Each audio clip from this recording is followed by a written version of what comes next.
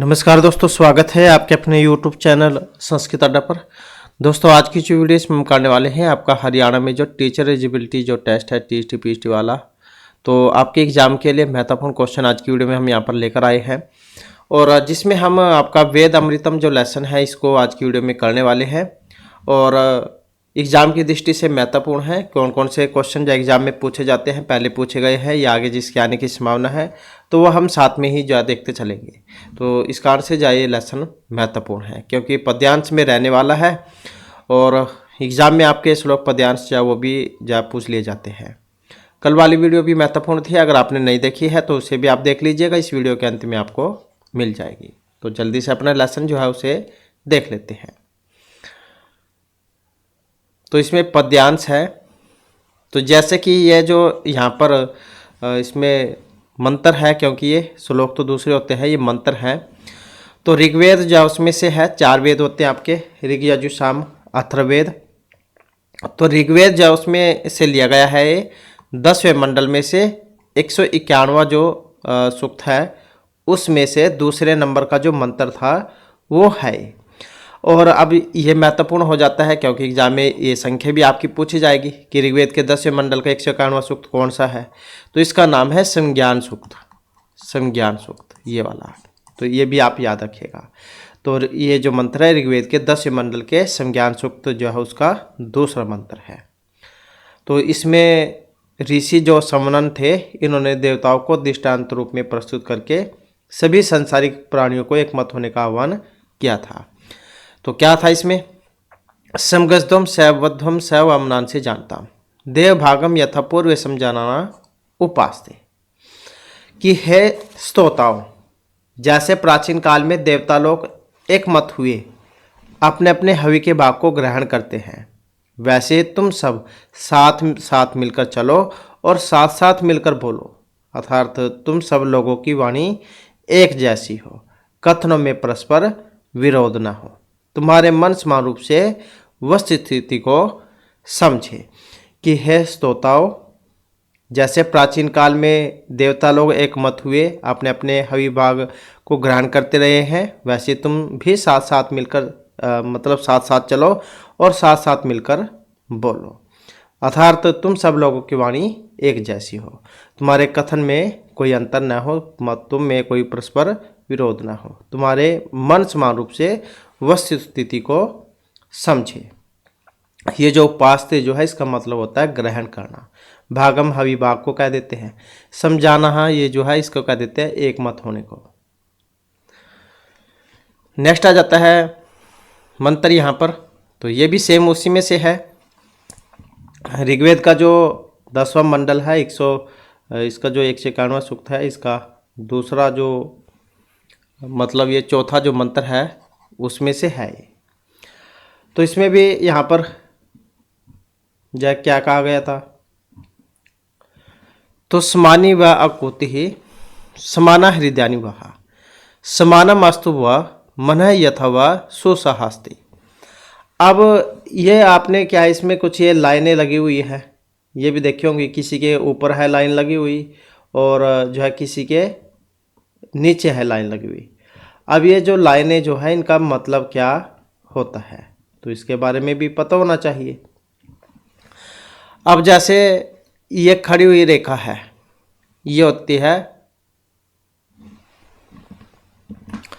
तो उदात जो होता है उसका तो कोई चिन्ह नहीं होता, अनुदात को होता है। जो ये नीचे पड़ी हुई रेखा जो है ये अनुदात का चिन्ह है, और ये जो खड़ी हुई रेखा है ये वाली, ये सारी जितनी भी है ये सारी सवृत की है। नीचे पड़ी हुई रेखा अनुदात, ऊपर खड़ी हुई रेखा सवृत, और उदात का कोई चिन्ह नहीं होता। तो ऋग्वेद के 10वें मंडल का 191वां सूक्त है और चौथे नंबर का मंत्र है। क्या इसमें कहा गया था, समानी व कुति समाना हृदयानि व समानमस्तु व मनः यथा व सुसहास्ति, कि आप सब का संकल्प एक जैसा हो, आप सबका संकल्प एक जैसा हो, आपके जो हृदय है वो समान हो, आप लोगों के मन भी समान हो, और जिससे आपका संगठन हो सके, मतलब जिससे आपका संगठन और भी मजबूत हो सके। तो इस प्रकार का जो है यहाँ पर ये इसमें मंत्र है कि आप सबका संकल्प एक जैसा हो, आपके हृदय समान हो, आप लोगों के मन समान हो, आपका संगठन अच्छा हो सके और मजबूत हो सके। इसके बाद आ जाता है नेक्स्ट मंत्र। तो ये जो यहाँ पर इसमें मंत्र जो आया है,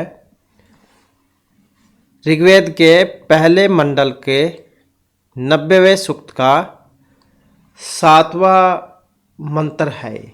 ऋग्वेद के 90वें मंडल का 7वां, मतलब ऋग्वेद के पहला मंडल का 90वें सूक्त का 7वां मंत्र। तो इसमें भी जो है, इसमें क्या कहा गया था, मधु वातारितायते मधु क्षरंती सिंधु है, माधवी न संतोष संति औस्तु संतु औस्थि।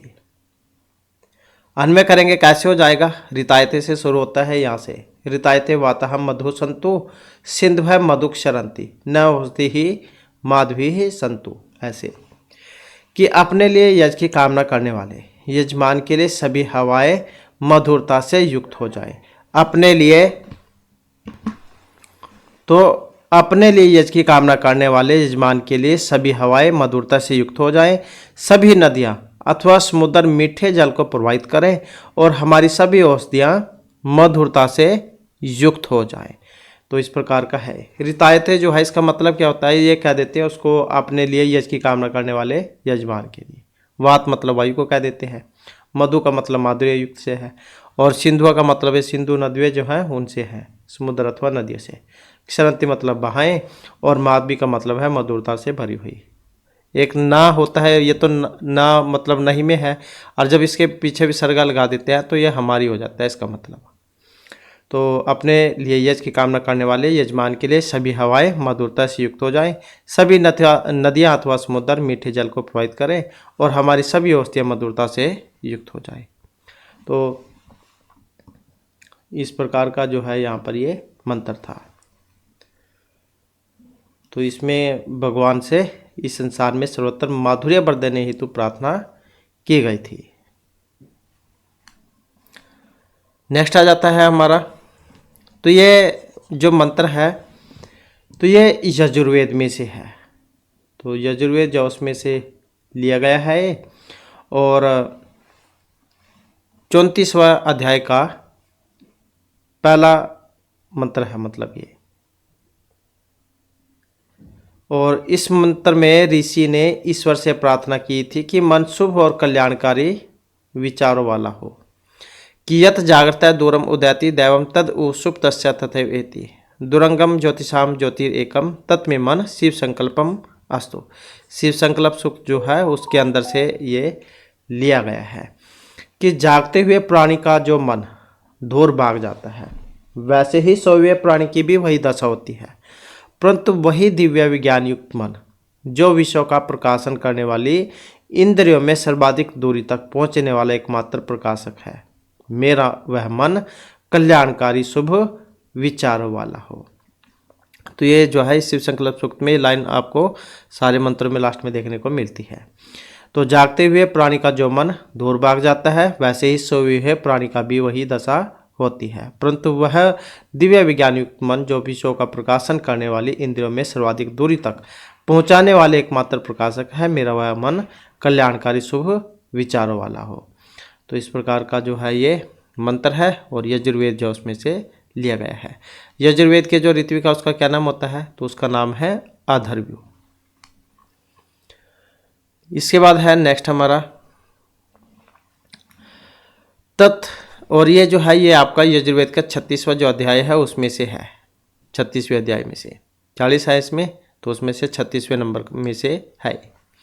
तत्चक्षुदेव हितम पुरस्तात् शुक्रम उच्चरत पश्येम सरदः शतम जीवेम सरदः शतम शून्यम सरदः शतम ब्रवाम सरदः शतम अदीनः श्याम सरदः शतम भूया च सरदः शतात। तो इसमें जो है क्या कहा गया था इस मंत्र में, कि देवताओं द्वारा स्थापित दिव्य या चमकीला नेत्र रूपी सूर्य पूर्व दिशा में उदय हुआ है। कि देवताओं द्वारा स्थापित दिव्य तो देवताओं द्वारा स्थापित दिव्य या चमकीला नेत्र रूपी सूर्य पूर्व दिशा में उदय हुआ है। हे सूर्य, आप आपकी कृपा से 100 वर्ष तक देखें। हे सूर्य, हम आपकी कृपा से 100 वर्ष तक देखें, 100 वर्ष तक जीवित रहे, 100 वर्ष तक सुने, 100 वर्ष तक बोले, अर्थात इतने समय तक बोलने की शक्ति ग्रहण करें। 100 वर्ष तक दीनता से रहित या स्वस्थ रहे।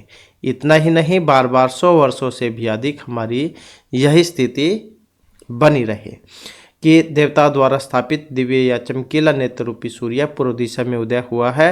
हे सूर्य देवता, हम जो आपकी कृपा से 100 वर्ष तक देखें, 100 वर्ष तक जीवित रहे, 100 वर्ष तक सुने, 100 वर्ष तक बोले, अर्थात इतने समय तक बोलने की शक्ति ग्रहण करें।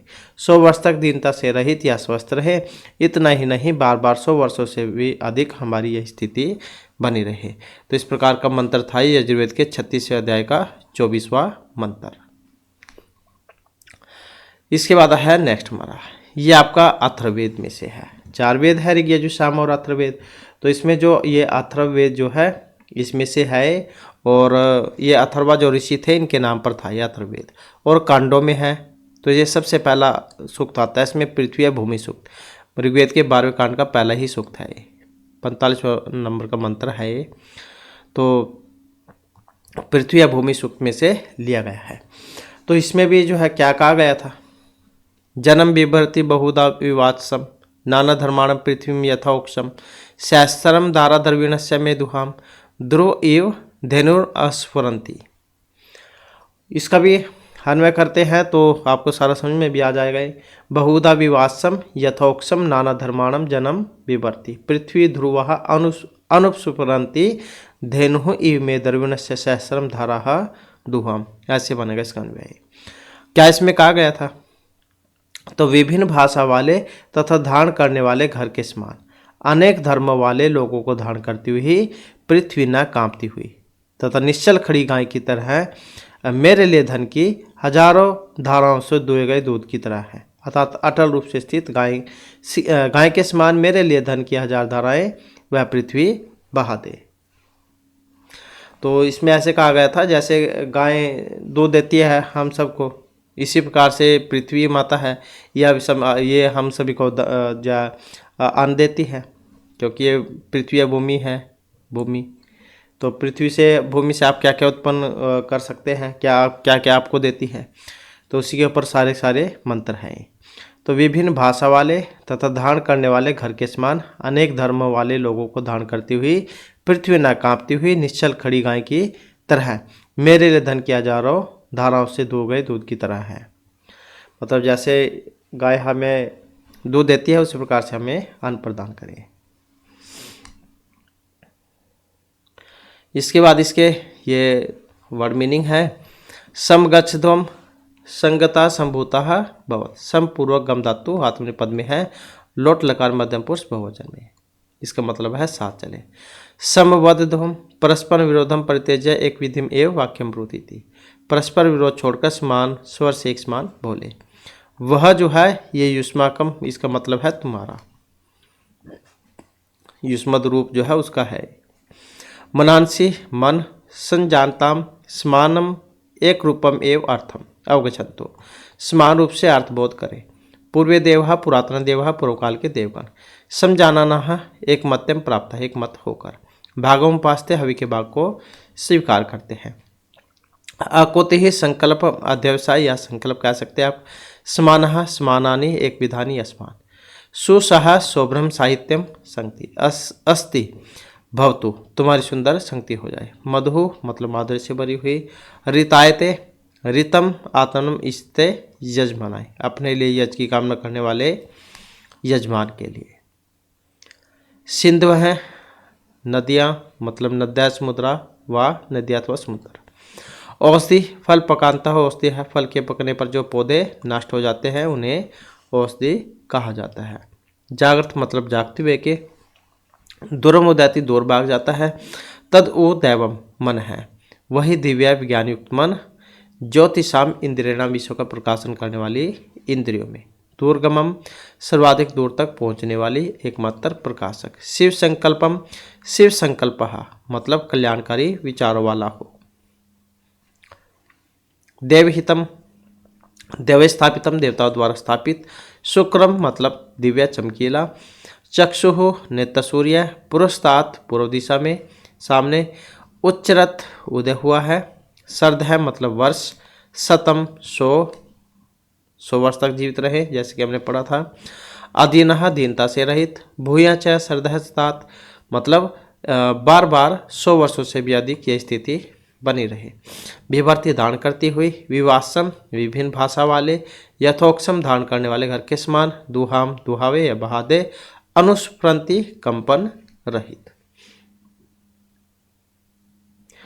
तो इस प्रकार से है। और क्वेश्चन आंसर जाओ तो आपके एग्जाम में इसमें क्या है पूछे नहीं जाते हैं। और अभ्यास जो है इसमें क्या क्या आएगा वो देख लेते हैं।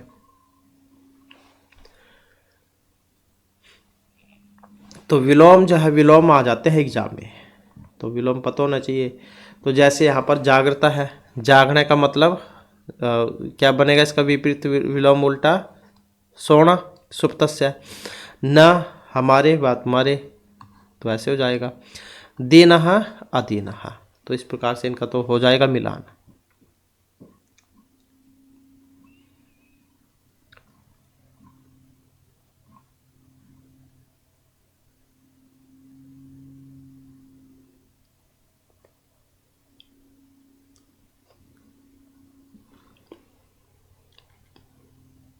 और ये उसमें से था आपका अथर्ववेद में से है, ये वाला भी पृथ्वी भूमि सूक्त में से।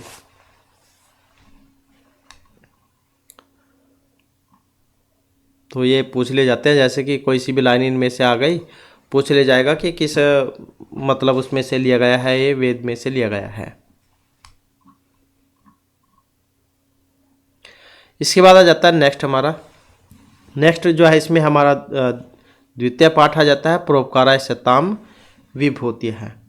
और एग्जाम की दृष्टि से जो है ये भी महत्वपूर्ण है। तो इसमें अच्छे व्यक्ति जो होते हैं वो हमेशा दूसरों का भला करने में ही लगे रहते हैं, इसी के ऊपर लेसन था ये। तो संस्कृत साहित्य में जातक कथाओं का अपना विशेष महत्व है। ये कथाएं पाली में है, जिनकी संख्या 547 है। बोधिसत्व के कर्म दिव्य अद्भुत है, इनका जीवन अलौकिक और आदर्श है। इसी से प्रेरणा लेकर आर्यसूर ने जातक माला ग्रंथ की रचना की थी। अब ये भी पूछे जाते हैं एग्जाम में कई बार कि जातक माला किन के द्वारा रचित है, तो आर्यसूर की है जातक माला। यह इनके द्वारा कौन सा लिखा गया है, ये वाला। और इस ग्रंथ, ये जो ग्रंथ है ये गद्य पद्य मिश्रित है, मतलब चंपू काव्य कह देते हैं इसको, क्योंकि चंपू काव्य जो होता है वो गद्य पद्य का मिश्रण होता है। प्रस्तुत पाठ से ग्रंथ के 15वें जातक मत्स्य जातकम का संक्षेप है, तो उसी में से लिया गया है। इसमें बताया गया है कि सत्य तपोबल के आधार पर किस प्रकार मत्स्य अधिपति के रूप में बोधिसत्व अपने साथी मत्स्यों की प्राण रक्षा करने में समर्थ होते हैं। वस्तुतः सत्वगुण से परिपूर्ण आचरण देवताओं को भी वश में कर सकता है। तो ये जो लेसन है ये इसी के ऊपर है। तो इसमें भी क्या कहा गया था? बोधिसत्व किल कस्मिश्चित न अति महति कमलकोल्या आदि भूषित सलीले हंस चक्रवाक आदि शोभते तीरांतरुकुशम अवकीर्ण सरसे मत्स्य अधिपति भवु बहुषु जन्मांतरेषु प्रोपकार अभ्यासवशात् तत्रस्थ है अपि परित सुख साधने व्यापृता भवत् इष्टानामी च स्वेषाम अपत्यानामुपरि सौहार्दवात् महसत्व है तेषां मीना नाम दान प्रिय है वचनाधिकर्मयी परम अनुग्रहम चकार। मतलब निश्चित रूप से बोधिसत्व जो है वो किसी बहुत बड़े नहीं, कमलों नील कमल आदि से सुशोभित जल वाले हंस चक्रवाक आदि पक्षियों से सुशोभित, जिसके किनारे के प्रांतों पर वृक्षों और पुष्पों से परिपूर्ण तालाब में मत्स्याधिपति कौन? मछलियों का स्वामी, इसके रूप में अवतीर्ण हुए।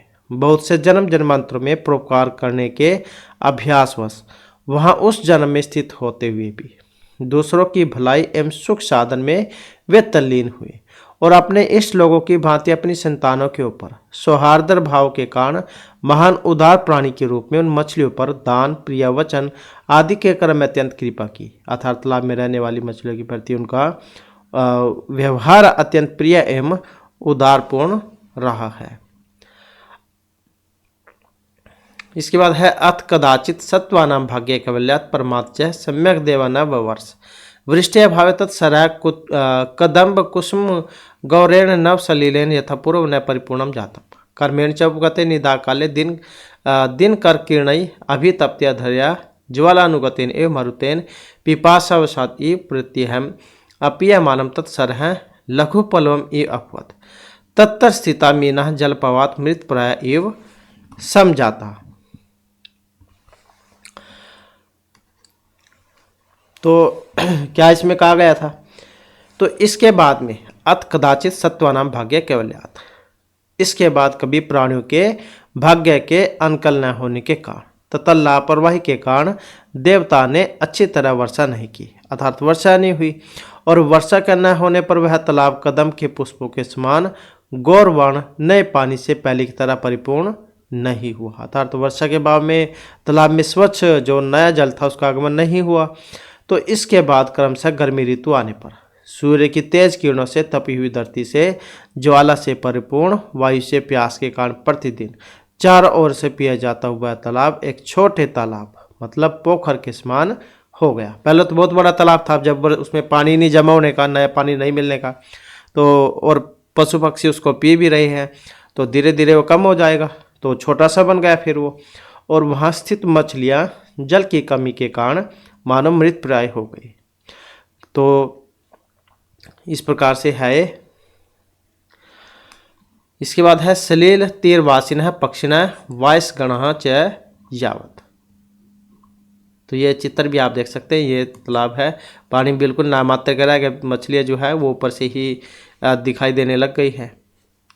तान मत्स्यान भक्षितुम चिंतति समतावद विषादन्य वसगम मीन कुलम अवेक्ष्य बोधिसत्व कोणयमान है चिंता पेदे कष्टावत इयम आपाद आपतिता मीनाम। फिर इसके बाद जो इसमें क्या होता है, तो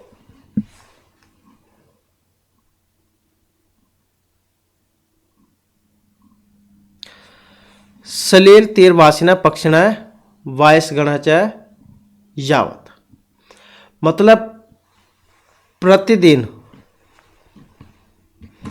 मतलब सलील तीरवासिना जो जल जो था उसके किनारे पर रहने वाले जो ये पक्षी जो थे, पक्षी और जो कौवे थे, वायसगण है, च यावत तान मत्स्यान भक्षितुम चिंत्यति सम, मतलब जल के किनारे पर रहने वाले पक्षी और कौवे जो थे वो तब तक उन मछलियों को खाने के लिए विचार कर रहे थे, और तब तक दुख एवं दीनता के वशीभूत मछलियों के समूह को देखकर बोधिसत्व करुणा युक्त होकर चिंता को प्राप्त हो गए, मतलब बहुत ज़्यादा चिंतित हो गए थे कि हाय यह आपत्ति जो मछलियों पर आ पड़ी है ये कितनी कष्टप्रद है। फिर ये जो श्लोक है यहाँ पर, तो इसके माध्यम से फिर यहाँ पर ये बतलाया गया है।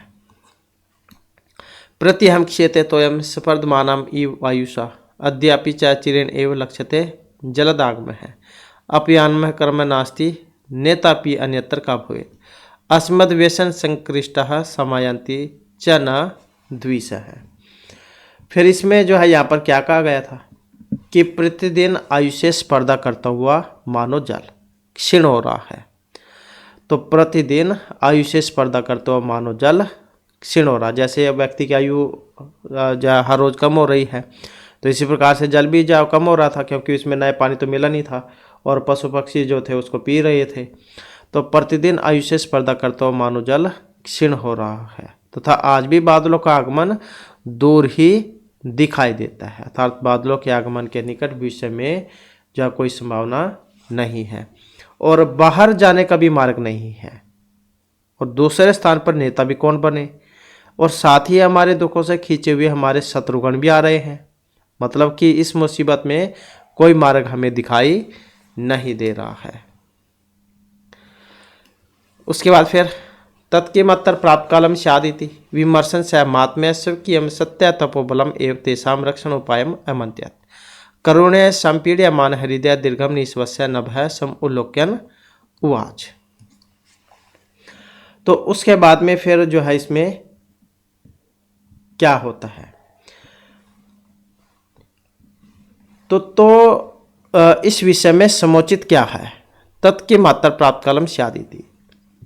मतलब तो इस विषय में समुचित क्या हो।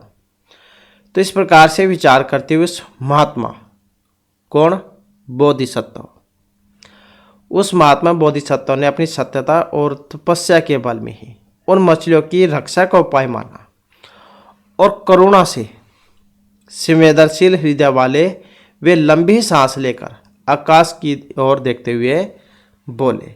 अब फिर क्या बोलते हैं, तो ये जो यहाँ पर इसमें जो पद्यांश आया है इसके माध्यम से जो है इसमें ये बतलाया गया है। क्या था इसमें, समरामी न प्राणिवधम यथा अहम समचित्य कृच्छे परम्यापी कर्तुम अनेन सत्येन सारांशी तो यर पुरियन वस्तु देवराज है। कि जैसा कि मैं बहुत बड़े कष्ट के समय में भी किसी प्राणी का वध करने की बात समझ नहीं करता, अर्थात मैंने अत्यंत कठिन परिस्थितियों में आज तक किसी प्राणी का वध नहीं किया है। तो मेरे सत्य के संदर्भ में सोचकर देवराज इंद्र तालाबों को पानी से भरने के लिए वर्षा करें।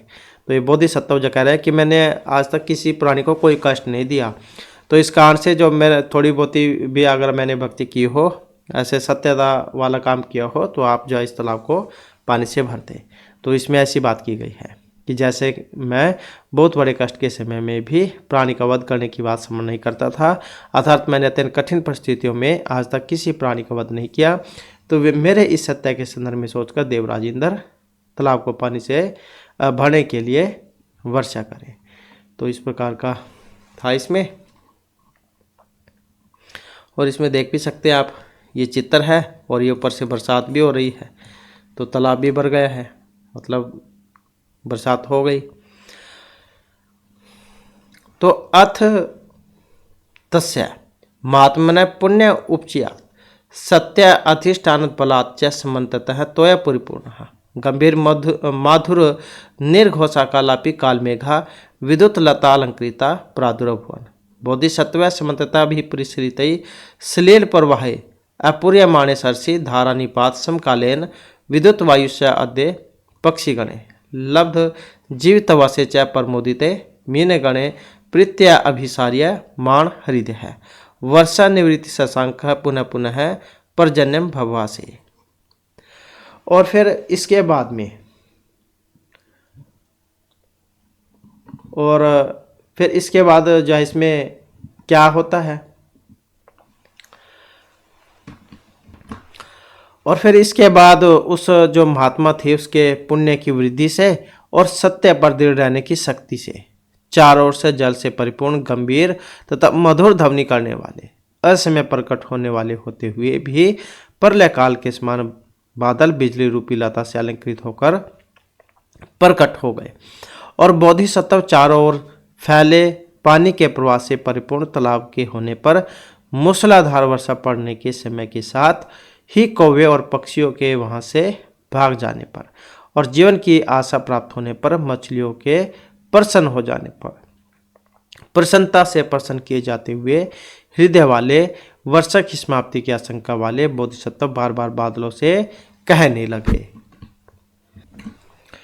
तो उसके बाद जो ये श्लोक है इसके माध्यम से कहते हैं, अब क्या कह रहे हैं इसमें, उद्गज पर्जन्य गंभीर धीरम प्रमोद उद्व्यास्य व्यासानाम रत्नाय मानानि प्यांसी वर्षन सम सख्त विद्युत ज्वलित धूतानी के हे मेघ।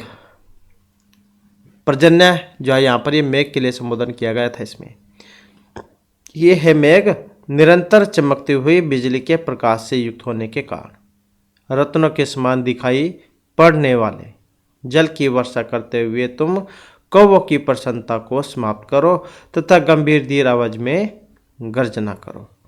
तो ऐसे कहा गया था इसमें। तदुपश्रुत्य देवानाम इंद्र शक्र परम विस्मित मनः साक्षात अभिगम्यन्यम अभिसमराध्यन उवाच। और फिर इसके बाद में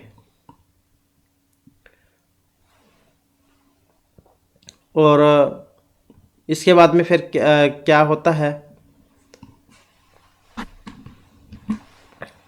तो इसके बाद फिर ये बात सुनकर देवताओं के जो ये अधिपति थे मतलब इंद्र अत्यंत आश्चर्यचकित मन वाले साक्षात बोधिसत्वों के पास आकर उनकी स्तुति करते हुए कहने लगे।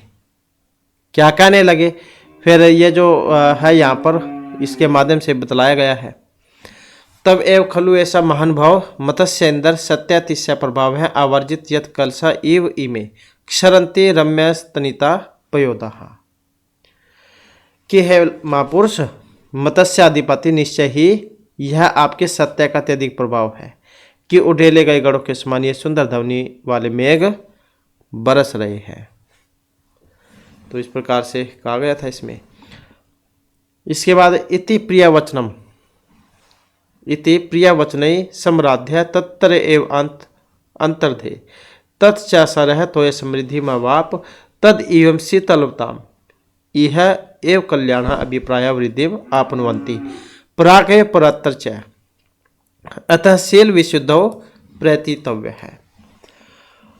और फिर इसके बाद में जो है क्या होता है, तो इति एवं प्रिय वचन सम्राध्य है मतलब इस प्रकार प्रिय वचनों से स्तुति करके इंद्र वहीं पर क्या है अंतर्धान हो जाते हैं। शीलवान महापुरुष इहलोक और परलोक दोनों में कल्याणकारी मनोरथ को प्राप्त करते हैं। मतलब इस प्रकार प्रिय वचनों से स्तुति करके इंद्र वहीं पर अंतर्धान हो जाते हैं और वह तालाब जल से परिपूर्ण हो जाता है। तो इस प्रकार चरित्रवाणी श्लोक में और परलोक में भी कल्याणकारी मनोरथ को बढ़ाते रहते हैं।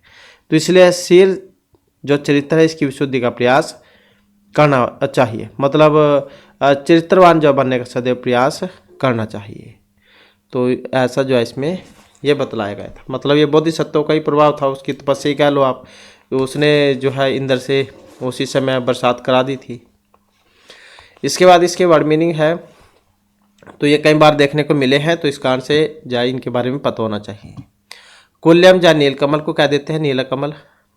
चक्रवाक आदि शोभते चक्रवा मतलब चकवा आदि पक्षी गणों से सुशोभित तत्तरस्थ अपनी वहाँ उस जन्म में स्थित होते हुए भी भाग्य कैवल्यात भाग्य से वैकल्यम तस्मात भाग्य के अनुकूल न होने पर अपीय मानम आसमंतात पियमानस पाक्रमवात कर्मवाच्य सानच चारों ओर से पिया जाता हुआ लघु पल्लवम इव छोटे तालाब के समान विषाद दैन्य वसगम विषाद और दैन्य के वशीभूत अवेक्ष अव इक्स कत्वा और लय प्रत्यय के होने पर बना है। महत्वपूर्ण है क्योंकि एग्जाम में आपके प्रत्यय भी आएंगे। मतलब होता है इसका देखकर। आपे दे प्राप्त हुआ बत शोक को व्यक्त करने वाला शब्द है ये अव्यय। स्पर्धमानम मतलब स्पर्धा कुर्वाणम स्पर्धात्व में सानस के होने पर बना है स्पर्धा करता हुआ। जलदागम है बादलों का आगमन। चिरेण दूर देर से। अपायन कर्म है बाहर जाने का रास्ता। द्विशा है शत्रुगण। प्राप्त कालम समोचित। विमर्शन ये विमृश सत्री और पुलिंग में प्रथम एक वचन में बना है। नभ है आकाश को क्या देते हैं आपूर्यन आ उपसर्गपूर्वक प्री अनिच सत्री पुलिंग प्रथम एक वचन में बना है। मतलब है इसका पूर्ण करते हुए मतलब भरते हुए। सत्य अधिष्ठानात् फलात् सत्य पर दृढ़ रहने की शक्ति से। अकालः मतलब असमय प्रकट होने वाले।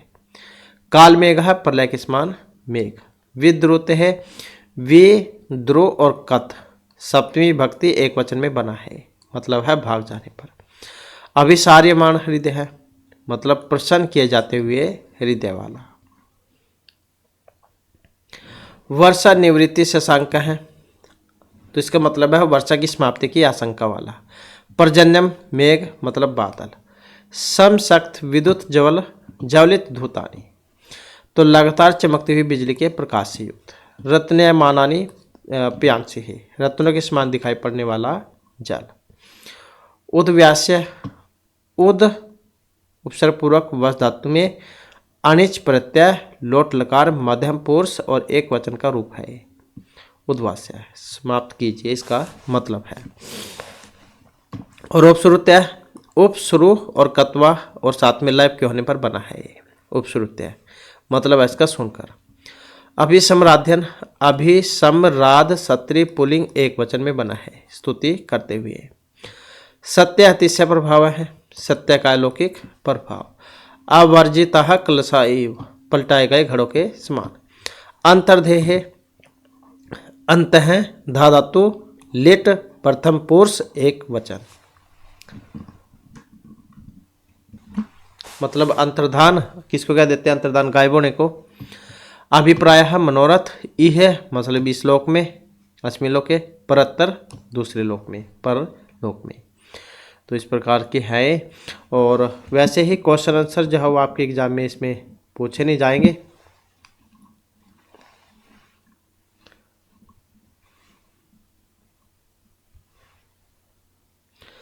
इसके बाद है यहाँ पर इसमें लयप, सत्री, सानच। तो ये वाले जो है वो प्रत्यय में बताने हैं कौन कौन से में कौन सा है। तो ये एग्जाम की दृष्टि से महत्वपूर्ण हो जाता है। अब इसमें अगर हम देखें तो जैसे ये पढ़ा था हमने अविक्ष्य, अव इक्स लयप, लय प्रत्यय में बना था ये वाला, क्योंकि शुरू में अवय उपसर्ग होता है इसमें लयप वाले में। तो एक तो अविक्ष्य ही हो गया और एक ये वाला हो जाएगा अभिगम लैप ये वाला। तो ये हो गया। इसमें एक और है इसमें ये वाला नि, स्वस और लैप। तो ये तीनों क्या है? लैप प्रत्यय के हैं। तो ये लैप के हो गए। और सत्री वाले का देख लेते हैं। सत्री वाले में जो बाद में ना होता है, अब ना देख सकते कौन कौन से में है। तो एक तो इसी में ही है, सत्री में ऐसे लिख लेते हैं हम। समराध्यन एक तो यही हो गया। और ना कौन से में है बाद में? एक इसमें भी है विमरिशन में, विमरिश और सत्री है इसमें। समलोक्यन ये वाला, इसमें भी सत्री है। तो इसमें ना होता है बाद में। और सानच वाले में आन और मान होता है। अब इसमें जैसे ये वाला हो गया, एक तो सानच में ऐसा कर लेते हैं हम। अपयमानम हो गया, अप पा और सानच। और कौन सा है इसमें? एक ये वाला हो गया संपीड़मान भी चल जाएगा इसमें। सम आंग पीड़ और सानच ये वाला भी है इसमें। स्पर्धमान भी हो जाएगा, स्पर्ध और सानच। और कौन सा है? और देखें तो इसमें ये वाला भी चल जाएगा रत्नमानानी, क्योंकि इसमें रत्नाए और सानच ये वाला बन जाएगा। तो इस प्रकार से जो है इसमें बताना था ये लैप, सत्री, सानच वाले। इसके बाद है विशेषणानि विशेष्य संयोजत। विशेषण विशेष्य जब वो इसमें बतलाने हैं। अब जैसे इसमें आया था सरसी, सरसी का संबंध किससे था? तो सरसी का संबंध था हंस चकवा का जो जोड़ा था उससे था। इसका मतलब इससे। धरने का मतलब, धरने का मतलब था यहाँ पर अभितप्त होने से। अपत्य नाम, इसका मतलब था इष्टा नाम। विभक्ति से भी कई बार पता लग जाता है। नव सलीलेन, नव सलीलेन मतलब कुदुम कुसुम गौरेण, ये घा हो जाएगा। इसके बाद है पक्षिण, पक्षिण है मतलब सलील तीर वासिन है, जल के किनारे पर जो रहने वाले हैं वही। तो ये हो जाएगा इसका। इसके बाद है बोधिसत्व, बोधिसत्व मतलब करुणामान है, ये वाला हो जाएगा च च। और मीना, मीना तत्तरस्था। और मारुतेन, मारुतेन जो कि एक बच गया, ज्वालानुगतेन ये वाला। तो ऐसे जा विशेषण विशेष्य यहाँ पर बतलाने थे। इसके बाद है इनके पर्यायवाची, ये आपके हिंदी में भी काम आएंगे, संस्कृत में भी आ सकते हैं। तो मीना है, मीन को क्या क्या कहते हैं? मत्स्य हमने पढ़ा था। एक झसा भी कह देते हैं इसको, झसा है ये वाला। पक्षी को खगः शकुन्तः भी कह देते हैं। प्रत्यहम, प्रतिदिनम। और आपद विपत्ति जो होती है, विपद विपत्ति वो कह देते हैं। पर्जन्य ये मेघ के लिए आया था, मेघ वारिधर वारिद, ऐसे बहुत सारे नाम हैं।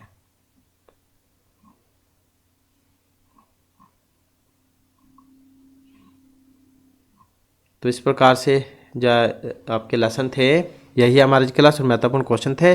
नेक्स्ट वीडियो की इसमें आपके लिए नए जो महत्वपूर्ण क्वेश्चन हम लेकर आएंगे। और हमारे साथ अंत बनाने के लिए धन्यवाद।